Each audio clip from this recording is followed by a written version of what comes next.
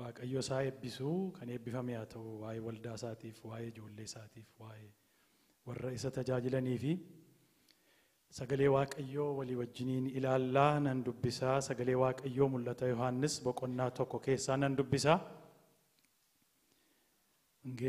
mul'ata Yohaannis boqonnaa 1 lakkoofsa 10 irraa kaasee nan dubbisa mul'ata Yohaannis dubbatedha inni kuni argee sanni dubbate hunduma isaa dubbisuudhaaf hin dandeenyu chaaptariidhaanis ilaaluu hin dandeenyu yaaduma isaa akka qabannuu fananii yaada isaa qabsiisuudhaaf amma hubadhee yaada isaa sin qabsiisuudhaaf yaala akkas jedha boqonnaa 1 lakkoofsa 10 irraa guyyaa isaa guyyaa gooftaa jedhamee beekamutti ani hafuuraan guutamee booddee kootiin sagalee guddaa sagalee malakataa fakkaatu tokkon dhaga'e sagalichis waan argaa jirtu akka inni macaafa ta'utti caafi isas waldoota kiristaanaa mandaraa Efesoon mandaraa Samaariyaa mandaraa Simirnaa mandaraa Phergaamoon mandaraa Tiyaatiraa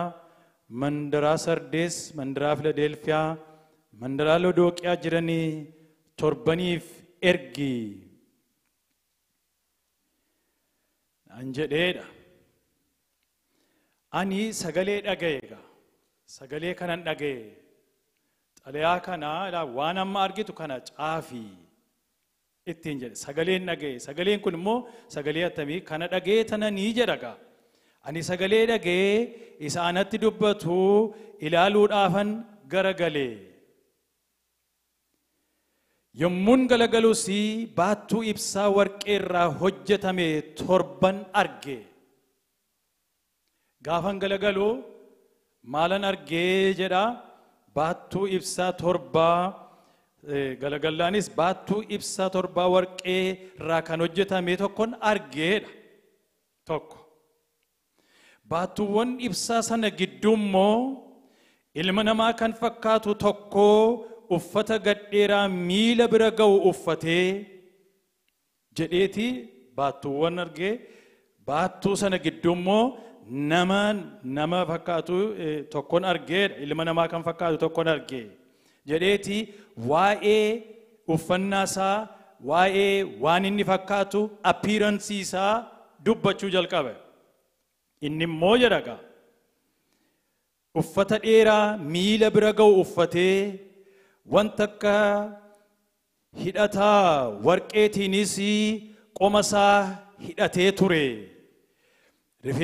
rifeensi mataasaa akka rifeensa hiddamaa yookiis akka cabbii in calaqqisa iji isaas akka barbadaa ibiddaa ture miilli isaa akka sibiila diimaa isa boolla ibiddaa keessatti baqfamee ifuuti sagaleen isaas akka sagalee huursaa bishaan baay'eeti harka isaa mirgaa keessaa urjoota 7 qaba afaan isaa keessaa billaa qara qabeessaa gara lamaan qarameetu ba'a fuulli isaas akka biiftuu saafaa in ifa in kadhanna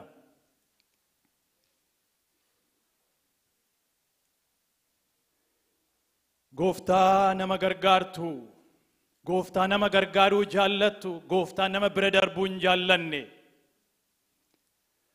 gooftaa rakkina keessatti nama dhiiftee nama bira darbuu hin jaallanne gooftaa warra si kadhatan dhageessu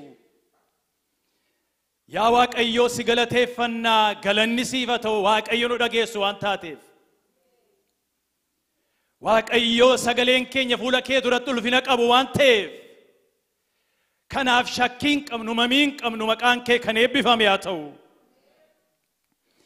ammas yaa waaqayyoo sagaleen kee iddoo kanatti akka dhaga'amuuf si kadhanna sagalee kee dhageessisi dubbii kee kana sababii guddaadhaan itti yaa waaqayyo akka inni barreeffame ol nu taa'uuf goote sagaleen kee kun har'a nuuf hiikamu nutti haa dubbatu.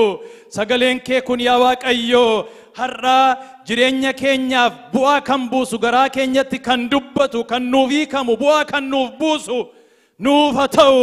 Rakkina keenya keessatti yaa Waaqayyo kan nu jajjabeessu, kan nu jabeessu nuuf haa ta'u. Hafuurri kee haa hojjetu, hafuurri hamaan immoo nurraa haa hidhamu.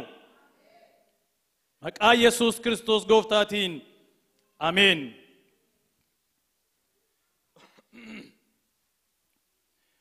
Namuma tokkotu amantoota keenya keessatti yeroo darbee gaaffii tokko na gaafate. Ani yeroo dheeraa biyyattis asittis macaafa mul'ataa keessaa yeroo barsiifamu argeen beeku. Asittis yeroo barsiifamu argeen beeku, biyyattis badaa nama yeroo barsiifamu argeen beeku. Akkan ilaalutti immoo wanti nuyi ija keenyaan argaa jirru, waan nuyi gurra keenyaan yeroo yerootti dhagaa hammaataa deemu kuni wanta sagalee Waaqayyoo kana keessatti mul'ata Yohaannis keessatti mul'ateen waan wal fakkaatu natti fakkaata. Maaliifiti dubbii kanarratti hin barsiifamu jedheen yeroo baay'ee gaaffiin qaba. Macaafuma qulqulluu keessa hoo jira? Mul'anni Yohaannis achuma macaafa qulqulluu keessa hoo jira? Waaqayyoo macaafa kanaa macaafuma qulqulluu kana keessan barbaachisa jedhee nuu kaa'eera. Maaliifiti keessaa hin barsiifamu jedhaniiti na gaafatanii turan. Gaaffiin kun gaaffii hunduma keenyaa ta'uyyuu danda'a. Deebiinsaa immoo baay'ee nama rakkisu. Maaliif macaafa kana keessaa barsiisuun akka maaliif akka namni hin barsiifne. Isas torbanarraa akkan dubbadhee the style of writing. Akkaataa inni itti barreeffameetu akka Qorontoos fa'aa, akka Maatiyos yeroo barreesse waama mul'ataadha. Yesuus Kiristoos hin lallabee, hin barsiise, lallaba gaararraatti barsiisa akkasiitti barsiise jedheetii dubbata. Namoota fayyise, seexana baase, namoonni jireenya qulqullaa'ummaatiin jiraachuun akka irra jirutti barsiise jedheetii dubbata. Mul'ataadha jechuu kooti.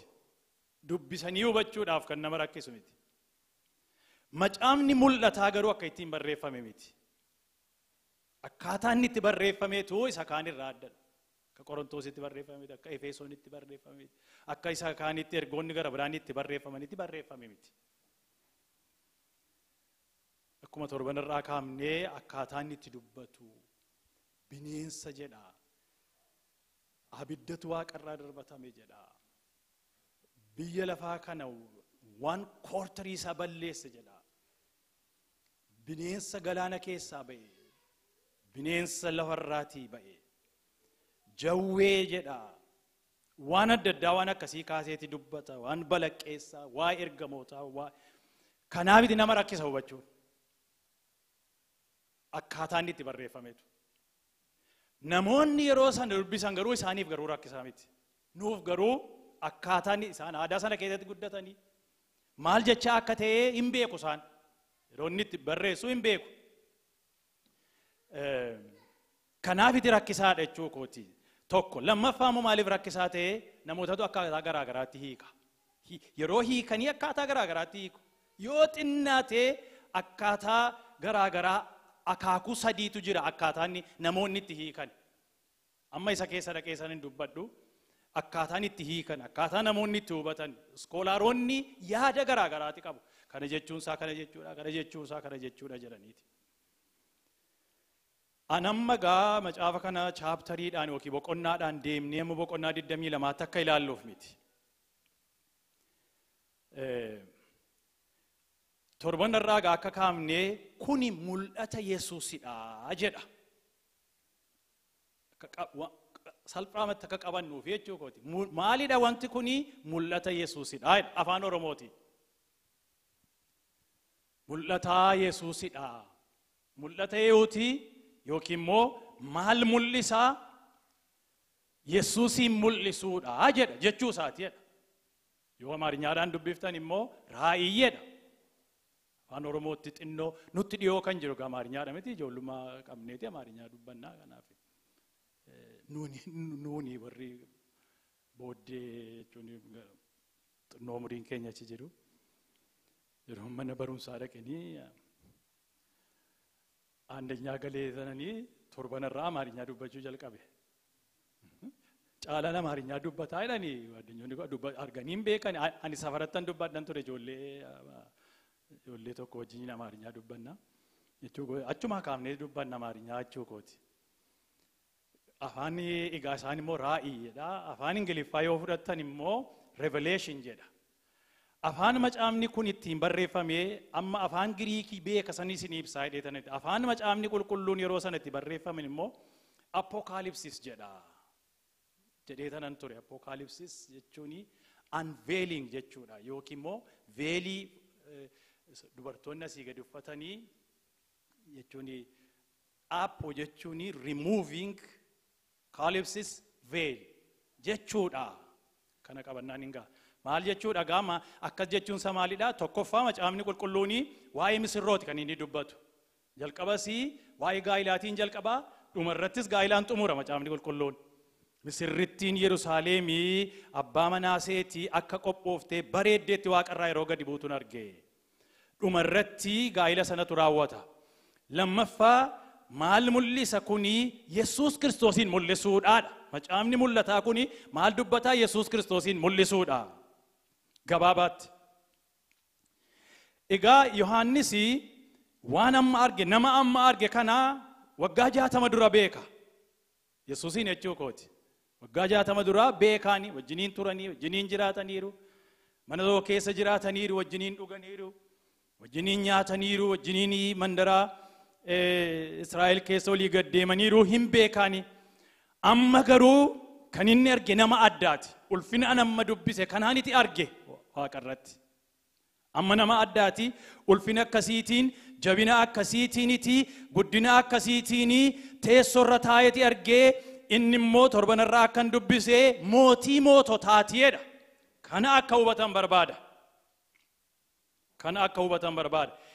Eenyutti barreessee yeroo jennu gaa ilaa warri wangeelaa Yesuus lafarra akka ture, akka namaa wajjiniin jiraate, namoonni akka itti ga'isaa turanii, namoonni akka itti muggutaa turanii, booddee immoo harka namaatti iyyuu du'e.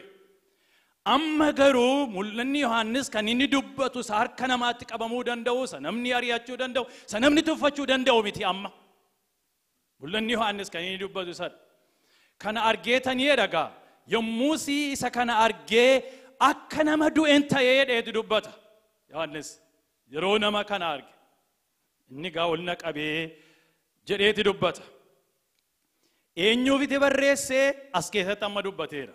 Waldoota Efesoonii, Simirnaa, mandaraa Phergaamoon, mandaraa Tiyaaxiraa warra akkasii keessa jiraniif waldoota sanaa barreessi naan jedheedha. Waldoonni kuni waldoota Yohaannis tajaajilaa turedha. South Asia jechuun yeroo sana Minor Asia jedhama. Lafamma Tarkiin jiru kana South West Turkey lafuma amma jirudha. Waldoonni kun ammayyuu jiru baay'ee. Isaaniifiti barreessee naannoo sana ture inni mataansaa jechuu kooti. Yohaannis mataansaa naannoo sana ture. Garuu as keessatti inni yeroo dubbatu sababii dhuga ba'umsa Yesuusii fi sababii dubbii Waaqayyootiifananii ani ari'atamee biyyaa ba'ee eessattan ergamee biyya Fiximmoo jedhamu tokko keessan jiraa jedha. Achitti ergame. Maaliif mootummaadhaa fi rakkoodha, yaaddoodha, threetiidha jedhamee waan yaadameef achitti erge mootummaan. Achi taa'eeti gaa mul'ata kanaa kan inni arge. Waldoonni kun egaa rakkina keessa jiru. Rakkinni isaanii maalidha jenneeti kaafneerra gaa. Rakkinni isaanii maalidha? rakkina fuula afur irraatii dhufa, rakkina gurguddaatu dhufa irra jira waldoota kanarra. Inni tokko amantii biyya sanaa fudhadhaadha, amantii impaayera sanaa fudhadhaadha, amantii mootummaa sanaa fudhadhaadha, the state religion isa fudhadhaadha. Maalidha amantiin sun immoo?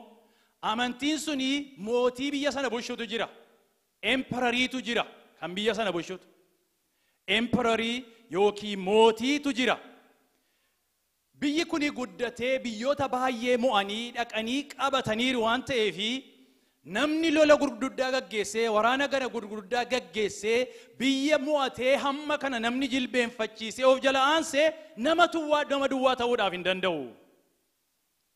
Nama duwwaa ta'uudhaaf innumti yeroo taa'eeti of ilaalu ani xinnoo miti jedhanii yaaduu jalqaban, ani ordinary namaa miti jedhanii yaaduu jalqaban, namoota gara biraa wajjin tokko miti kan jedhu yaadi mootota Roomaa keessa dhufe. Utuma jedhuu guddataa deeme gaa yaadi kun guddataa deemeeti booddee dhumarratti ani waaqadha akkuma waaqaatti waaqeffamuutu narra jira sadarkaa jedhu irra ga'e. Namni immoo isa kana waaqeffachuudhaafi waaqa warra Roomaa kanaa yookiin immoo mootota kanaa isaaniif sagaduudhaafi isaan biratti fudhatamuudhaaf jaallatamuudhaaf jiraachuudhaafi biyya garaagaraatti kan isaan ittiin mirkaneessanii biyyoota garaagaraatti as lafa magaalaan kun itti dhaaman Efesoon Faasmiraaf naannoo kana keessatti mootonni warri Roomaa jechuukooti warri biyya bulchaa jiran kun amma Tarkiidha. Garuu biyya baay'ee qabataniiru warri Roomaa. Biyyi baay'ee sun isaan harka galeera. Amantii kana qabachuu keessaniif waggaatti al tokko namni biyya sana keessa jiraatu lammiin biyya sanaa keessumaa yeroo Yohaannis turetti naannoo gara 90 keessatti Domitian kan jedhamu mootii tokkotu ka'e. Inni immoo maal jedhee biyya kana keessatti namni waggaatti al tokko Domitianii gooftaadha waaqadhas jechuutu irra jira. Harka isaa mirgaa ol kaaseeti namni Domitian waaqadha gooftaadha jechuutu irra jira. Amma gaa kiliirii dhaganuuf salphaadha waan amma jedhu. Amma tuunuun akka jedheeti yoo pirezidantiin Ameerikaa ani waaqadha ani gooftaadha jechuutu irra jira anaaf sagaduutu irra jira yoo jedhe salphaadhuma dhagaa hubachuun jechuu kooti. Kana filmaata kanatu dhufe. Inni kuni rakkina ari'atama fide gaa. Hin sagannu kan jedhani. Namoonni baay'een hin hidhamanii, hin ari'atamanii, hin ajjeefamanii bara isaa sana keessa nama 40,000tu du'e. Tokko isa kanadha. Kanumaan qabateeti gaa waan adda addaa jechuun biizinasii keessatti, nagada keessatti rakkinni dhufe hin nagaddanii, hin hojjettanii, hin bitattanii kiristaanota ga'uu jalqabe. Kana egaa sababii kana immoo rakkatanii amantii kana immoo fudhachuu kan jalqaban kiristaanonni mataan isaanii kiristaanota warra dhugaa irratti ka'uu dabarsanii kennuu jalqaban. Warri Jiwushiis kan isaaniin hin jaallanne isaanii wajjiniinis rakkinni hammaataati adeeme. Egaa Yohaannis maal barreessaa jira? Maalidha kan inni dubbataati jiru gaa? Eenyudha kan kana dubbataa jiru? Yesuusidha. Mul'ata kun eessaa dhufe? Isa biraa dhufe. Eenyuu dhufe? Waldaa isaatiif dhufe. Warra kam? Warra gaaffii kana qaban. Amma deemee gara waggaa 50 fixeera. Ega deemee gaa gara waggaa 50 60 fixeera. Yesuus ega sokke. Waldaansaa kana keessa jirti. Ari'atama kana keessa jirti. Namaaf sagaduus irra jiraniiti dhumiisatu ta'aa jira. Qabeenyaa isaanii dhabaa jiru. Lafa awwaalaman dhabaa jiru. Amantiin kunii biyya sana keessa fudhatee namoonni baay'een amantii isaanii dhiisaa jiru. Gaaffii keessa jira egaa waldaatu. Gaaffii keessa jira. Gaaffii kana deebisuudhaafi Yesuus Kiristoos gaaffii saba isaa inni beeku. Rakkina saba isaa inni beeku. Inni xalayaa kana barreesse. Wallaansoon isaa eenyuuf eeyyuu gidduu jira? Wallaansoon isaa Yesuusii fi mootummaa dukkanaa gidduudha. Piree salphaadhumadha. Yesuusii fi seexana gidduuttidha waraanni kun kan inni gaggeeffamaa jiru. Yesuusiin bakka bu'ee lafarra kan jiru eenyudha? Waldaa kiristaanaati. Seexana bakka bu'ee kan hojjetaa jiru is the Roman Empire. Maal dubbataa jira Yohaannis? Yeroo egaa وانا ددا كاسيتي دبتو اسكيست فكينيا في وقلنا كنا تربلا كوسا سديرتا كيدا حفورانيس قلنا فودي غرا لفونات نغيسي اچيتس دبرتي بنينس بلديما تقرته سن ارجي لكوس جارتا كسجرا اكسما دبرتيني ديغا ور واقيو قلقلاني يوكي كريستيانو تيچودا ديغا ور يسوسيف دغابا باوسانيتيف اجيفمنين مچوفتن ارجي دبرتي جريتي دبتاس كيست مال جريتي دبتا روم. What is the reference? Rome and their religion. Amanti sani. Amant dubartittiin kun yedha bineensa bildiimaa tokko irra teessee jedheeti dubbata. Bineensi who is bineensa? Rome. Bineensa dhaayedha bineensa amala bineensaati. Bineensi balleessuudha nyaachuudha kan isaa gadii cabsuudha bineensi. Waa'ee eenyu dubbataati jira Yohaannis? Rome. Rome. والأنسون كوني رومي أنيون بكبوا أنيو فوجتا جرا أنيو تكابتيرا هم ندوكنا موتم ما دوكنا رومان إمباير كنافيت سيرا باس كنافيت نوسا غدو سير رجرو دوبرتي جريس يمو دوبتو مو واي مامانتيت أمانتي روسانا كيسا توري أمانتي روسانا كيسا توري أمانتي كوني غا بوكونا دي دم فكينياف دربي ثاني بوكونا دي دم ولته يوحنس وقلنا ددما لكوسا لمرتي مال جدا جويتشا جدا جويتشا إسدوري بوهيتشا إسدوري جدا تدبتا لولي كوني يروسانتي جلق أبميتي لولي كوني بوهيتشا إسدوري بنينسا سدوري جوي إسدوري إسد آيدة تدبتا إسدوري إسكام إسوما إيدن كيستي ورانا جلق أبي إسوما إيدن كيستي أدامي هيوان الرتي كأي قوم سواك أيوتي أدباسد إسدا in the embodiment of Roman Empire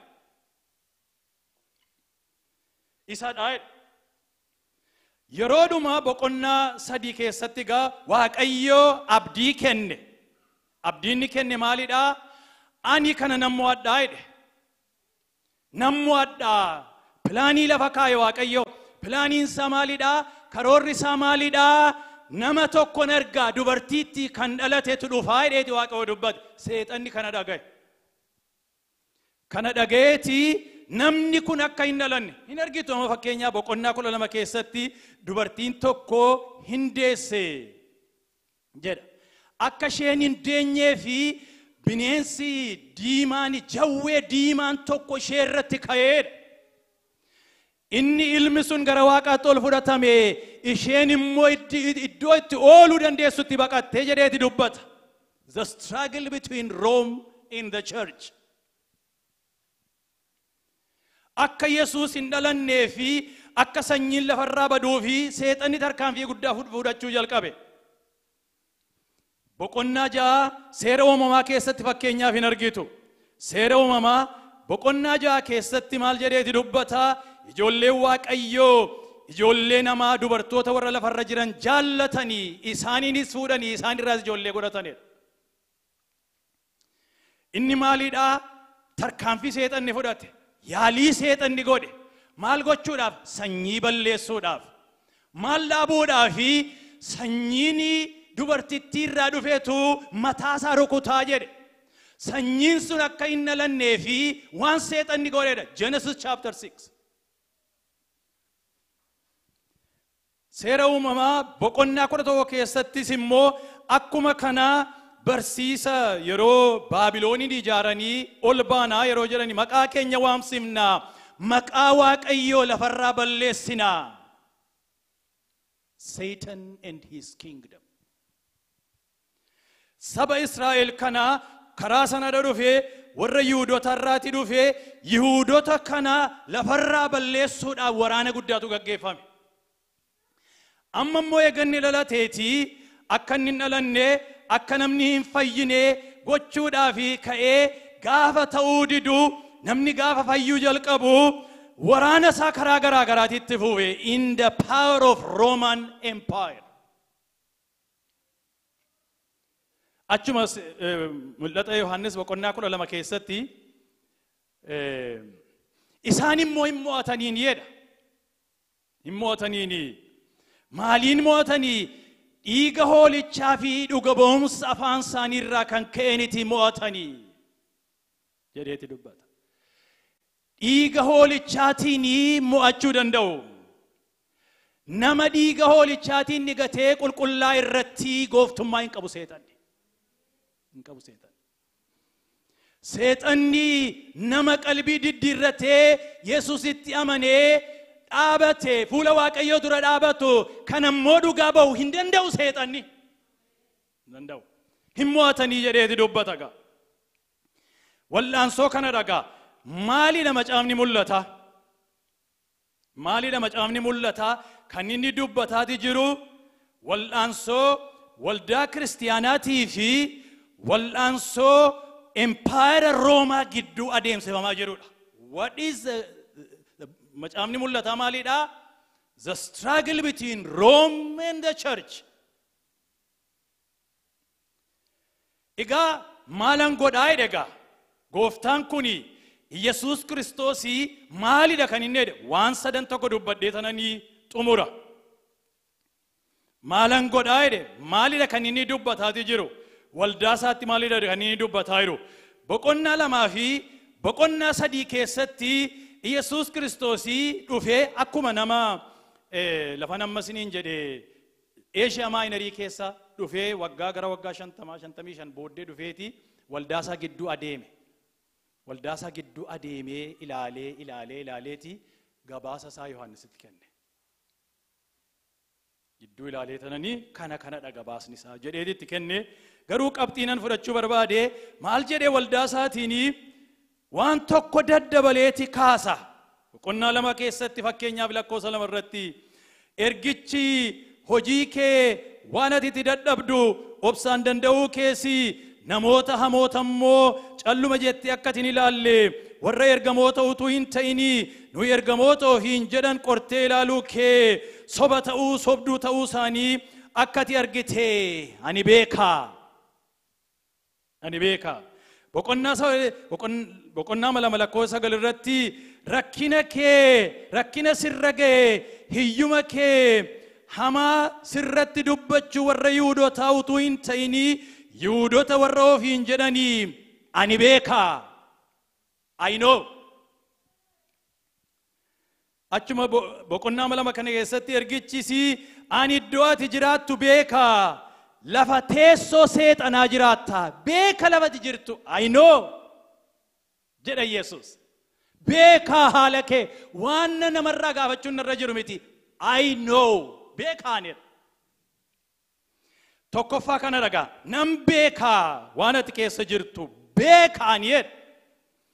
Namni tokko amma namumti jabaan tokko namumti waaxinnoo horii qabu tokko namumti poozishinii qabu tokko beekaanii. Yooma nuun jedhe otoo gavarnariin kuni mana barumsaa waan itti hidhatu dhabdee yookiin immoo mana waan itti bitatu dhabdee makiinaa waan itti maaltu rakkisee dhiisi ani beekaa amma yoo jedhe Baayiden namatu silkii abarraashii bilbilee abarraashii bilbileeti attam nagaadhaa abarraashii beekaan rakkina kee amma yoo jedhe attam meelaalaa jechuu gooti pirezidantiin Ameerikaa bilbileeti iftuudhaan iftu bilbilee beekaanii gaaffii kee hundumaa beeka yoo jedhe amma boqortuu nam dhugaadhaa jedhe bakka ani taa'aa jedheeti ani nan boqodha bakka kana booddee jedha ani beekaa jedheeti dubbannaani kanaafi Yesuus Kiristoos inni ulfina guddaadhaan mul'ate beekaanii jedhe number 1 tokkoffaa beekaanii rakkina kee lafa teessoo seexanaa akka ati jirtu ani beekaa jedha tokko lammaffaa boqonnaa 8 lakkoofsa 4 sagalee tokkotu barreeffamee jira kadhata qulqulloota akkas jedha aarri ixaanichaasii kadhata warra Waaqayyoof qulqullaanii wajjiniinii harka ergamaa sana keessaa gara fuula Waaqayyootti ol ka'e. Yommus ergamichi qodaa ixaanaa ittiin aarsan fuudhee iddoo aarsaa sanaas abidda itti guutee lafatti gad darbate achumaanis sagaleen qaqawwee sagaleen biraas wal jalaa qabu turanii bakakkaanii in balaqqeesse laftis in tocho'a ture jedheeti dubbata. Maaltu kana godhee? Kadhannaa qulqullootaa. Maal jedheeti dubbata? Kadhannaan lafa tochoosaa jedhama. As keessatti kadhannaa eewu waldaan kiristaanaa xinnoo fakkaatti. Waldaan kiristaanaa humna qabu, isaan humna qabu, isaan qawwee qabu, isaan meeshaa qabu. Isaan hidhachiisaniiti erguu danda'u. Waldaan kiristaanaa kadhannaa dhageessi, kadhannaa dhageessifti. Kadhannaan ishee immoo teessoo sana bira ga'a. Achi immoo deebi'eeti dhufa. Humna guddaadhaan dhufa. Ameen. Kanadha as keessatti kan hin dubbatu. Kadhannaan kee na bira ga'eera. Nan nagaa, nan deebisa jedha Waaqayyo. Nan deebisa, hin nagaa Waaqayyo. Har'a namni waldaa keessatti gubataa jira biyya keenya keessa. Nan argaa jedha Yesuus. Waldaa keessatti gubata. Hidhatanii dhufaniiti iddoo kaan hin hidhu, warra kana godhanii hin hidhu, biyya gara biraadhaan hidhu. Kontroolii isaanii jala jira. It's within their control. Biyya ollaa iddoo akkasiitti hin hidhu, kumaatama mana hidhaatti naqu. Iddoo gara biraatti garuu hidhachiisanii ergu. Waldaa kiristaanaa keessatti akkas godhu. Kontroolii jala jiru isaan. Hidhuu danda'u yoo barbaadan hin danda'u. Harka isaanii keessa jira. Godhaniiru mana hidhaatti naqaniiru kumaatamaan. Yeroo chaalenjii gochuu barbaadanii fuudhaniiti mana hidhaatti guuraniiti naqu. Iddoo gara biraatti garuu waldaatti ergu. Beekaanii jedha Yesuus. Nan argaa jedha. Hin deebisas Yesuus. Kanadha as keessatti. Sadaffaan egaa maal jedha? Sadaffaanii waa'ee mootota biyya sanaati. Mootota biyya sana bulchani. Waan an calluma jedhe miti. Waan an calluma jedhe miti. Ammayyuu akka inni hojjetaa jirutti argitu. Yeroodhuma sanayyuu akka inni hojjetaa jirutti argina. Tarkaanfii yeroo Waaqayyo fudhatu. Fakkeenyaaf Neeroonii ari'ataa ture. Bara sana keessa duran Neeroo kan jedhamu mootii biyya Roomaa kan ture. Baay'ee nama viishasii, nama hamaa, nama gara jabeessa, nama hamaa hojjechuurraa boodatti hin deebine. Bara 54 amma 68tti empararii ta'ee mootii biyya sanaa ta'ee kan jiraate. Magaalaa Roomeefaa konistirakshinii jaallata magaalaa Roomeefaa gubeeti isaantu gubee kiristaanotatu gubeedheeti ari'atama hamma kana hin jedhamne. Kiristaanota irratti ka'e. Garuu kan isin dinqu kiristaanota ari'atanii balleessuudhaaf nan danda'anii yaaduuni gowwummaadha. Waldaa kiristaanaa barreessuudhaaf yaaduuni gowwummaadha. Waaqayyo wajjiniin walitti bu'a waan ta'eef booddee namichi kun maal ta'e beektu? Yeroo sana meeshaan shugguxiin faan jiru, shugguxii qawween hin jiru. Shukkaa fudhateeti of qalee of ajjeese. The emperor. Of qaleeti ofiisaa of ajjeese. Namni Waaqayyo wajjiniin wal lollaan harkuma isaa diinatti ta'a. Isa malee inni kaan immoo Domitian kan jedhamu. Innis akkuma kana gaa dhiphina guddaa akkuma isiniin jedhe kumaatamaan kan lakkaa'amanii hantootatu lafarraa dhume. 81-96 kan moo'e. Gaafa isaa gamuutii loltuunsaa tokko kanumti isaa shukkaa fudhatee morma isaa kuteeti gate. Kan empararii sana jechuu kooti. Namni Waaqayyo wajjinii wal lollaanii asumaa namatti ka'a. Asumaatti namatti ka'a. Akkatti jalaa ba'an hin qabani. Isa booddees immoo akkasuma mootii gara biraan mootiin warra impaayera Roomaa jechuu kooti. Mootiin innis akkuma kana waan hamaa baay'ee hojjete. Hamma isaa immoo kan deemeyyuu hin jiru. Fuudhanii bineensatti kennuu. Namoonni tiyaatirii fa'aa ta'aniiti akka nama tiyaatirii hojjetuutti kiristaanota kennaniiti bineensi nyaata utuu namni ilaalu bineensatti dabarsaniiti kennanii. Naannooma kana keessatti fakkeenyaaf Pooliikaarp kan jedhamu tokko kaadii jedhaniin hin kaadu wedha.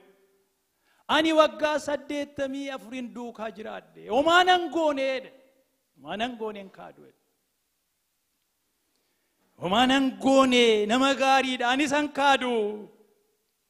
jennani ga bodde duukaa bu'anii Yohannis booddee kan ka'ee naannoo sana waldaatti gaggeessaa turanii hin ajjeesanii hin balleessanii garuu tokkoffaa egaa warruma sakkii taanee jiraanna homaa tokko yaaddoo hin qabnu rakkina hin qabnu hin oolla warra jedhanii Waaqayyo gaafa nama lolee achumaa itti ka'eeti harkuma loltoota isaaniitti harkuma isaaniitiin gara jabinaan yeroo isaan of balleessanitti argitu. Boqonnaa 18 keessatti lakkoofsa tokko irratti akkas jedha. Kana booddee ergamaan biraa tokko aboo guddaa fudhatee Waaqa keessaa utuu gadi bu'uun arge. Baay'ina ulfina isaarraa kan ka'eesi biyyi lafaa in ifte.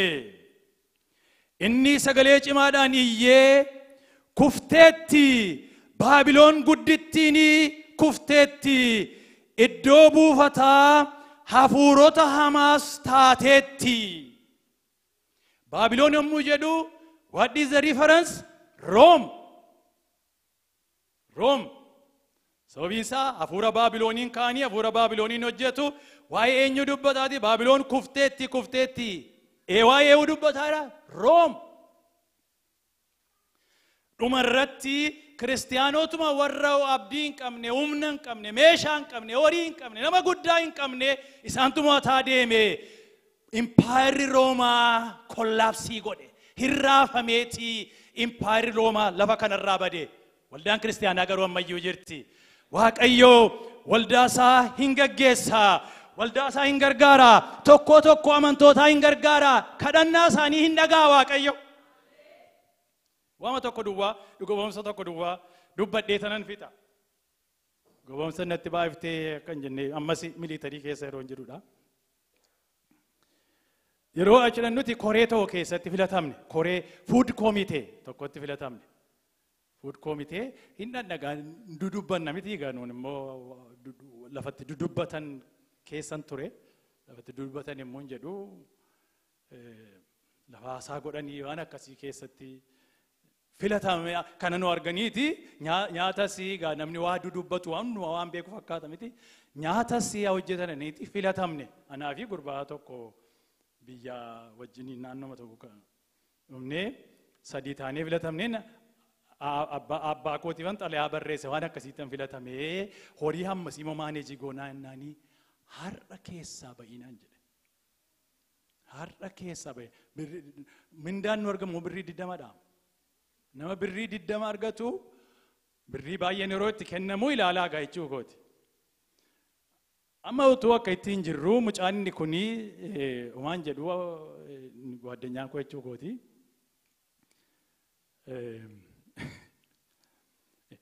Utuma jedhu geeddarame mucichi. Mucaan wariyaan koo kuni hin geeddarame. Uffannaa haaraa uffataa. Eessaa fuudhaannaan obboleessa kootu asmaraa jira. Abaluu kan jedhamu isatu naa ergaa jedha. Okay, ani isuma inni natti men fudhadhan. Bakka jedheenuma bakka innuma of geeddarame bakka. Birrii 20 nyaanna gabaa immoo ani immoo jechuun waa bishaan dhuguuf iyyuu hin dandeenyu gaa horiin isaan nu hin ganne shaayiidhuma fa'aa yoo argan yoo dhumne malee maal gootu birrii 20. Amma iddoo gara iddoo gaarii tokko nu geessuu jalqabee lallaafaa dhuguu jalqabne tokko nyaachuu jalqabne maaleessa obboleessa konnaa ergeedha. Garuu maaltu ta'aa jira inni fi Asralaqaa inni achi keessa tureera Asralaqaa jechuun waggaa baay'ee tureera inni beeka baay'ee gaarii godheeti beeka walii galaniiru isaan walii galaniitu hojjetu anatti immoo hin himani maaliif akka isaan natti hin himne amma ammaattuu hin beekon natti hin himanii maal hojjetu.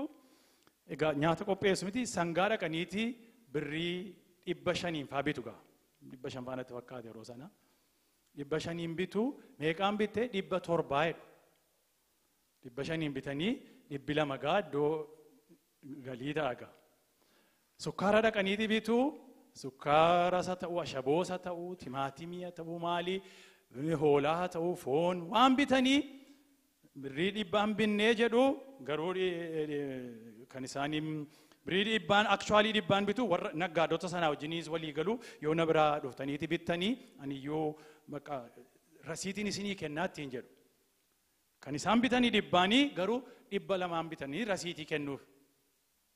Mucaan kan geeddaramaa sokke. Namoonni hin argu jarri immoo. Jarri arganii dhugaa. Jechuun loltoonni irra jiranii caalli bidadii dhaqanii cheekii godhu. Lafa isaan bitanii yeroo sangaan bitamu cheekii godhu duukaa deemaniiti ilaalu isaan. Amma guyyaan isaa gaafa ga'uma birrii baay'ee qaba mucaan inni kuni. Ilma naa erga hin soorame obboleessi koo achitti jedhe. Hin soorame jedheeti birrii 100 naa kenni.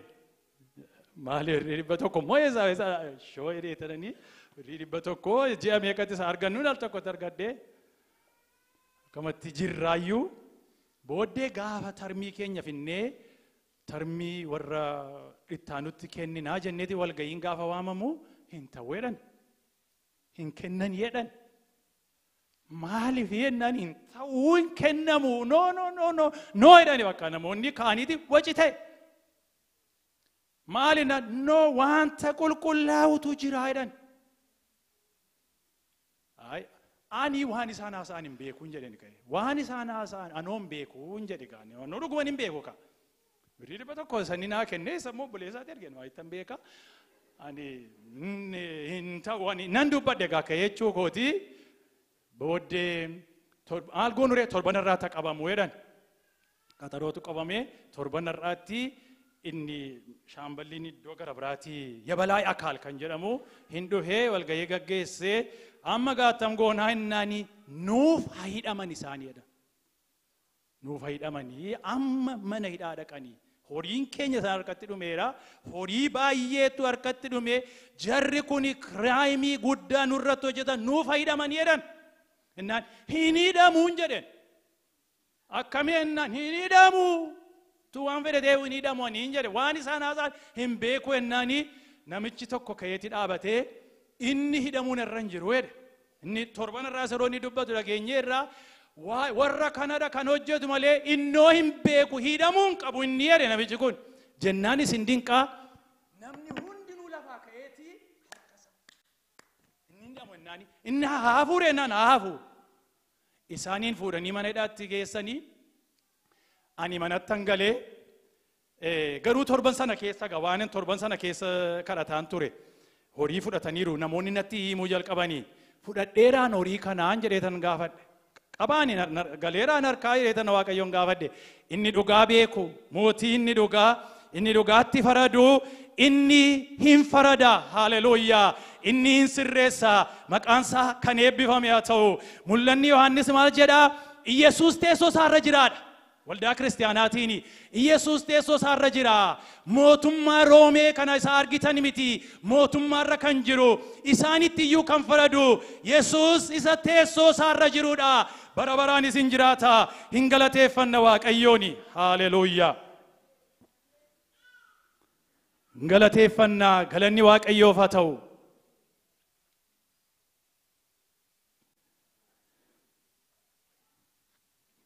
Gooftaa teessoo keerra bara baraan jiraattu.